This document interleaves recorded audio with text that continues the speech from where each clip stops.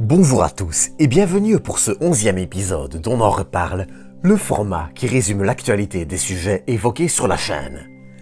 Et au programme d'aujourd'hui, des Falcon 9, Mars, Rocket Lab, un tracteur spatial et bien d'autres. Pour commencer cet épisode, je vous propose de parler du Mission Extension Vehicle d'Orbital ATK, racheté en 2018 par Northrop Grumman. Ce dépanneur spatial, conçu pour fournir la propulsion à un satellite ayant épuisé son carburant et ainsi rallonger sa durée de vie, s'était en effet amarré au satellite Intelsat 901 le 25 février 2020. Le 15 août 2020, c'était le MEV-2 qui décollait à bord d'une Ariane 5 depuis Kourou. Le MEV-2, bien que semblable au premier, est cependant une version légèrement améliorée, capable d'également embarquer de petits satellites.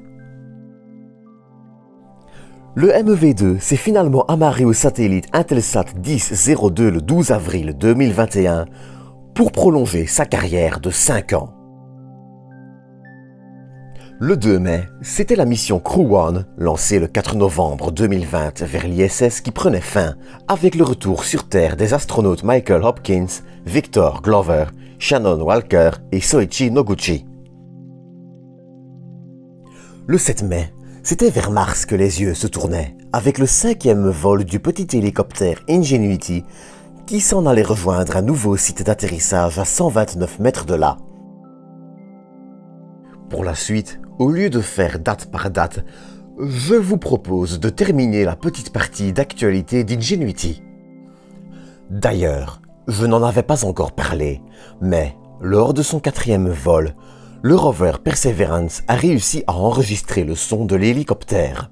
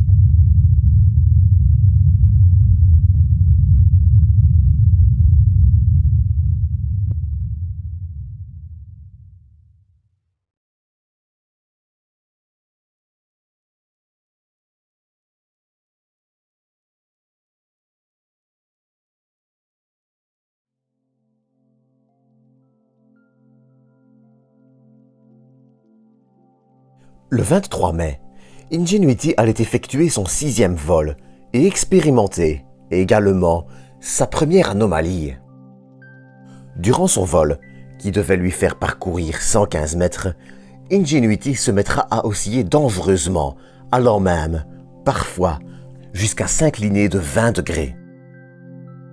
Pour comprendre le problème, un petit point technique va, cependant, s'imposer. Pour naviguer en vol, Ingenuity utilise des images prises avec une certaine régularité pour s'assurer de sa bonne position, direction et orientation. Ce qu'il s'est produit, c'est qu'un problème dans la datation des images a entraîné une dissonance entre ce à quoi l'hélicoptère s'attendait et ce qu'il voyait. Heureusement, celui-ci a été conçu pour fonctionner avec une marge d'erreur, et il finira par se poser à 5 mètres de sa cible, ce qui est, malgré une grande marge d'erreur, une plutôt bonne fin à l'incident. Finalement, le 8 juin, il effectuera un 7e vol de 62 secondes et 106 mètres, où il démontrera son utilité pour repérer de potentielles cibles pour Perseverance. Pour quitter Mars et parler de SpaceX, je vous propose de se retrouver le 9 mai. Ce jour-là, la compagnie d'Elon Musk lançait une nouvelle fois une grappe de 60 satellites Starlink. Mais ce vol-ci était également, pour le lanceur comme pour SpaceX, une première symbolique assez importante. La Falcon 9 utilisée pour ce vol effectuait en effet son 10e vol et atterrissage, effectué avec succès d'ailleurs. Le 15 mai, c'était Rocket Lab qui lançait pour la 20e fois son lanceur Electron pour la mission Running Out of Toes, mission qui se soldera hélas par un échec partiel lié au second étage. Si la charge utile a été perdue, le premier étage, lui, réussira sa mission et testera avec succès un nouveau bouclier thermique en acier inoxydable, remplaçant l'ancien en aluminium. Le même jour, SpaceX lançait une nouvelle grappe de Starlink, mais cette fois-ci avec 2 satellites, réduisant le nombre de Starlink lancés à 52. Courant mai également, on apprenait une autre nouvelle, assez triste.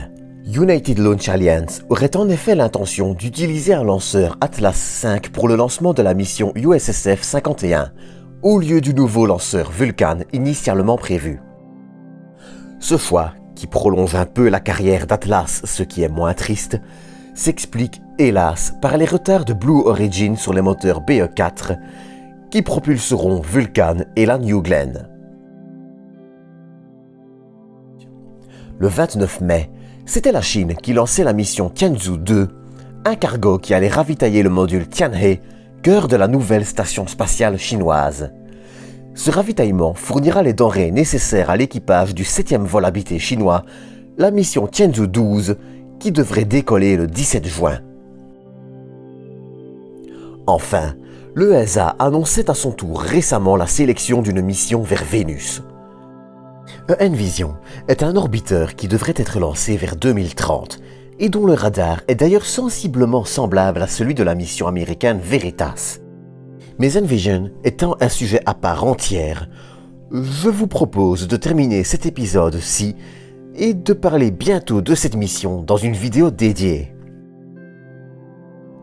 Ce 17 juin vers 3h22, c'était la mission chinoise Shenzhou 12 qui décollait.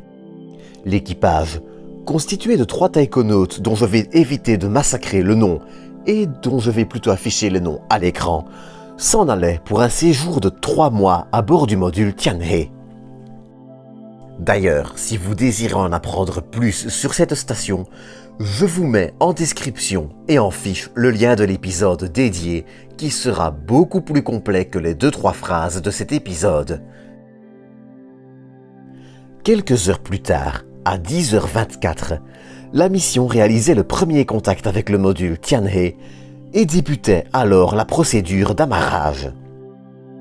Enfin, pour terminer, l'équipage rentrait dans la station vers 13h, heure française, où ils resteront jusqu'en septembre avec l'arrivée de l'équipage de Shenzhou 13. Enfin, une petite info sur SpaceX pour terminer. La compagnie lançait ce 17 juin à Cap Canaveral un satellite pour la constellation GPS-3 pour l'US Air Force et la Space Force. Ce booster effectuait son second vol, le précédent étant aussi pour un satellite GPS-3, et signait la première utilisation d'un lanceur réutilisé pour le compte de l'armée. Et c'est donc sur ceci que je vais clôturer cet épisode. Comme d'habitude, j'espère que vous aurez apprécié cet épisode. Si c'est le cas, n'hésitez pas à le liker, commenter, partager et à vous abonner. Quant à moi, je vous donne rendez-vous dans quelques jours pour une nouvelle vidéo. D'ici là, prenez soin de vous, prenez soin des autres et à bientôt pour une nouvelle dose d'espace.